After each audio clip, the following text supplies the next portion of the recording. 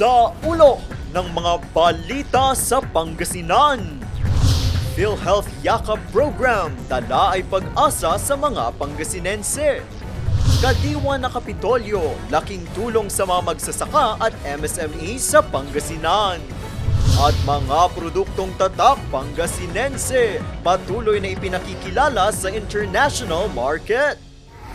Unang ratsyada, 1.6 billion. Ganito kalaki ang inilaang pondo ng pamahalaang panlalawigan ng Pangasinan para sa sektor ng kalusugan. Gagamitin ito sa mga programa at proyektong pangkalusugan. Kabilang nga ang pagtatayo ng mga bagong mga ospital sa probinsya. Kung saan ako nakatayo ngayon, ang isa sa pinakamaganda, pinakamodern at pinakamalaking community hospital sa buong probinsya ng Pangasinan ay itinayo dito sa bayan ng Umingan at malapit ng magbukas. Pinalalakas din ang pamahalaang panlalawigan ng PhilHealth Yakap registration sa ilalim ng GConsulta program. Sa Yakap o ang Primary Care Program ng PhilHealth, libreng makakapagkonsulta ang mga residente. Makakatanggap din sila ng libreng laboratory screening at 20,000 pisong halaga ng taunang gamot para matiyak ang prevention at early detection ng mga sakit.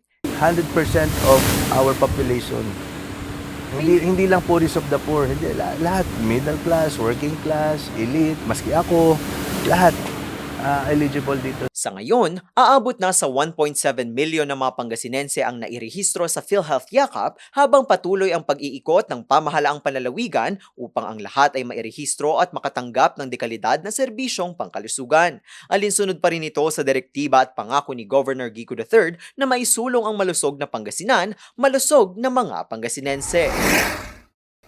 Dekalidad ng mga produkto na mabibili sa abot-kayang presyo. Ito ang alok ng Kadiwa na Kapitolyo sa bayan ng Lingayen, Pangasinan. Direktang mabibili ang mga ito mula sa mga magsasaka ng local MSMEs ng Pangasinan. Kada may kadiwa nga sa Kapitolyo ay present sina Thomas at Carmelita. Tuwing may kadiwa, dumadaan ako eh. Ayos naman. Uy, maraming nga ako eh. Eh di malaking tulong para sa amin na medyo hindi maraming pera ba? Ay, very good. Okay lang. Mora. Okay. Fresh yung mga vegetables. Sana tuloy-tuloy ito. Mula Enero hanggang Hunyo, pumalo na sa higit 5 milyong piso ang kinita ng Kadiwa na Kapitolyo. Laking tulong din ng Kadiwa on Wheels kung saan 2,500 na mga magsasaka at local MSME ang nakakapagbenta ng kanilang mga produkto. Sa ngayon, magpapatuloy ang programa kasabay ng panawagan ng pamahalaang panlalawigan ng Pangasinan na suportahan ang gawang lokal. Ang programa ay inisyatibo ni Governor Ramon Monmon V. Gico III para matulungan ang mga kababayan at mas maipakilala pa ang mga produktong tatak Pangasinense.